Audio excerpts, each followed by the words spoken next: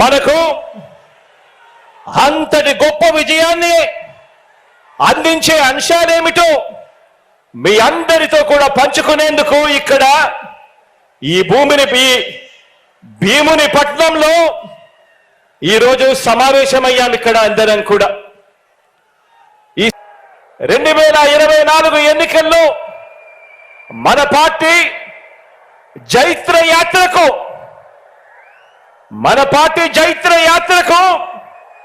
మరో 25 ఏళ్ల పాటు మన సంక్షేమ అభివృద్ధి పాలన కొనసాగింపునకు సన్నాహక సమావేశం ఈరోజు ఇక్కడ ఈ భీముని పట్నంలో జరుగుతా ఉంది. ఈ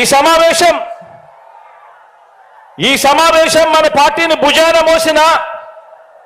మోస్తా ఉన్న కార్యకర్తలు, లీడర్లు,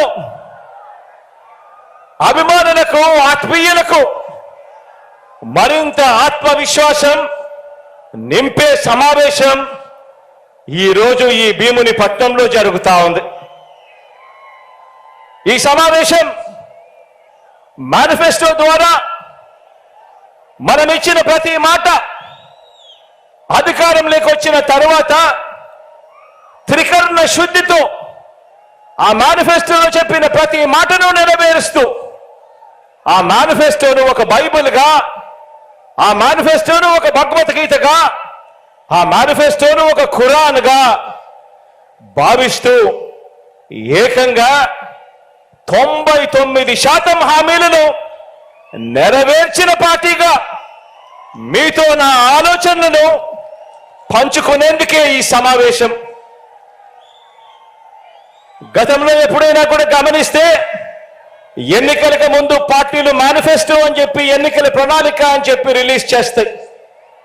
ఎన్నికలు అయిపోయిన తర్వాత చెత్తబుట్టలో వేస్తా ఉన్న సాంప్రదాయాన్ని మనం చూసాం. మొట్టమొదటిసారిగా నేను చెప్తా ఉన్నా, మీ బిడ్డ ప్రభుత్వం దాన్ని మార్చింది అని చెప్పి.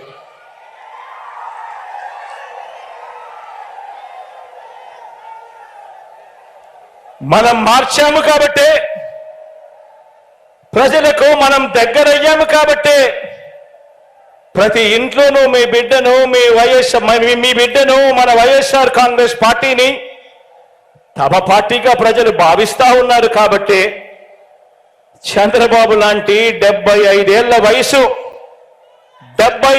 వయసు మళ్ళిన నాయకుడు,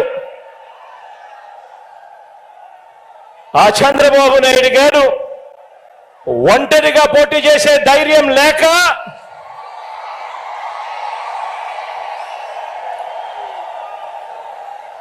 ఈ బాబు దత్తపుత్రుడితో సహా ఇతరులతో పొత్తు కోసం వెంపర్లాడుతా ఉన్నాడు అనంటే దాని అర్థం ఏమిటో ఆలోచన చేయమని అడుగుతా ఉన్నా.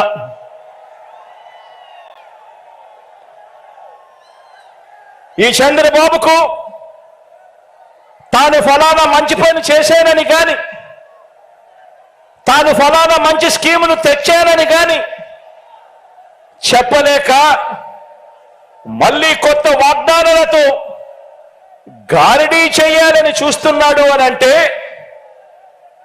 దానికి అర్థమేమిటి? దానికి అర్థమేమిటో తెలుసా? దానికి అర్థం ప్రజల్లో వారు లేరు అని.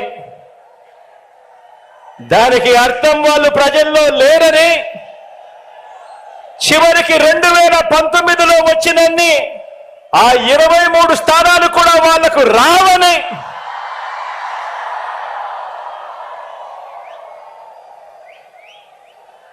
$175 స్థానాల్లో కనీసం పోటీ పెట్టేందుకు వాళ్లకు అభ్యర్థులు కూడా లేరని,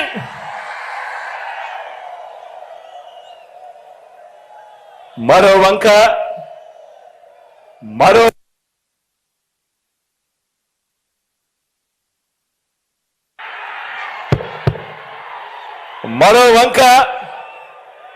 మన పార్టీని చూడండి.